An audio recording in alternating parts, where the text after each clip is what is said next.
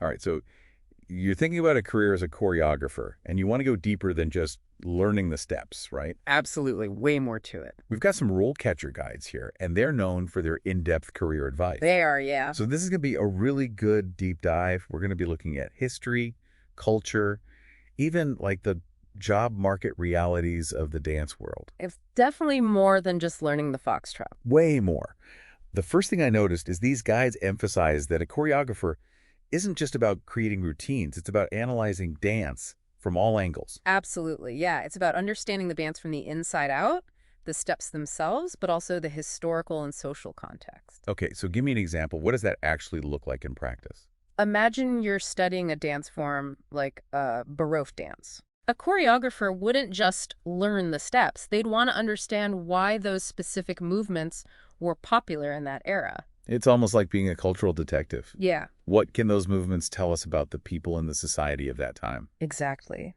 And the guide even mentions that Baroque dance was often used to express like courtly hierarchies, social dynamics, something you wouldn't immediately grasp from just the steps alone. That adds a whole new dimension, doesn't it? Yeah, It's not just about the aesthetics, but the stories these dances tell about the past. precisely. Yeah. And speaking of realities, the guide doesn't shy away from the job market either. It can be incredibly competitive, and the work itself is demanding. Long hours, potential for injuries.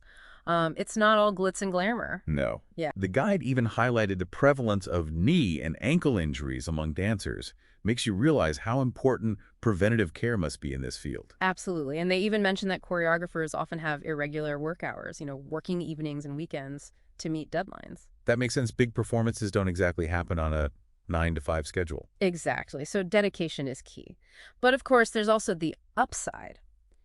Potential for travel, connecting with other artists, and that incredible feeling of bringing a dance to life. Okay, that creative fulfillment has to be a big part of it. But it's interesting, RoleCatcher has their own platform with AI-powered tools for building your CV, which, by the way, for anyone unfamiliar, is basically your resume, but in the arts, it often includes a portfolio of your work. It does, yeah. And I think that actually highlights how tough the job market can be, Right. even in a creative field like dance, For sure. because you need to be able to showcase your skills and experience in a really compelling way. Exactly. Having a polished CV and being able to really articulate your artistic vision is crucial in such a competitive field. That's a great point.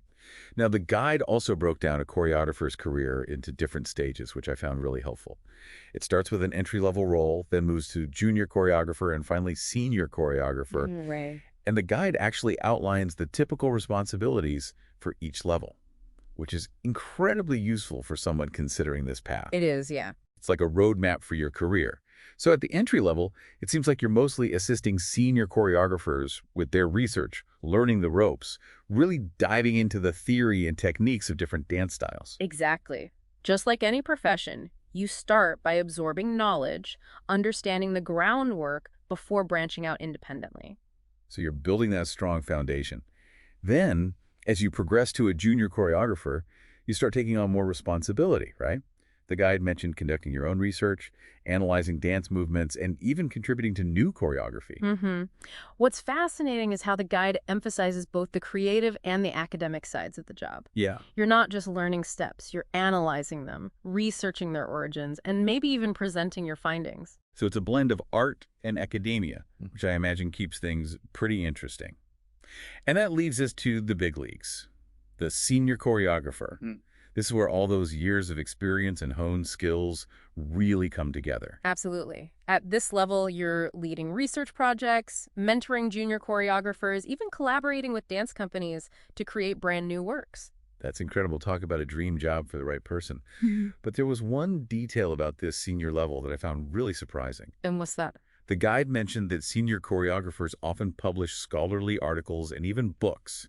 It's not something I would have expected. It's true. They often become true experts in their field, not just in terms of like the physical practice, but also in the historical and cultural context of dance. That's fascinating. Right. I wouldn't have expected that kind of academic output.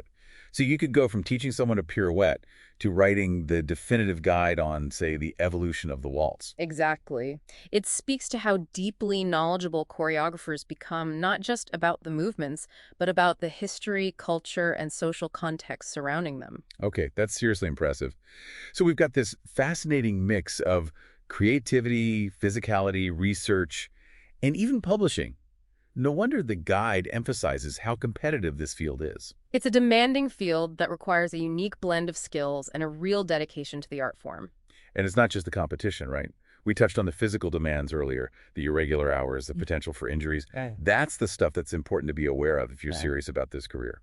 Absolutely. It's easy to get swept up in the beauty of a dance, but the guide doesn't sugarcoat the reality of it being like physically demanding work. They mentioned that choreographers often work in places like dance studios and theaters, Yeah. which can involve long rehearsals, repetitive movements, and just the inherent risk of injury that comes with any physical art form. Exactly. And let's not forget the emotional and mental demands that come with the territory, too. Right. Meeting deadlines, navigating creative differences, managing a team, it can all take its toll. So it's not all Swan Lake and standing ovations, huh? Right. There's a lot of hard work and resilience required. Definitely. But for those who are truly passionate about dance, the rewards can be immense. That makes sense. It's like any demanding career.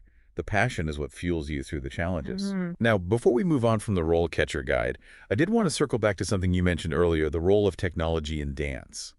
Right. The guide briefly touched on how technology is being increasingly used in dance analysis. Yeah, and that got me thinking. If we connect that to the bigger picture, it makes you wonder how something like AI, which RoleCatcher uses extensively in their own platform, might shape the future of choreography.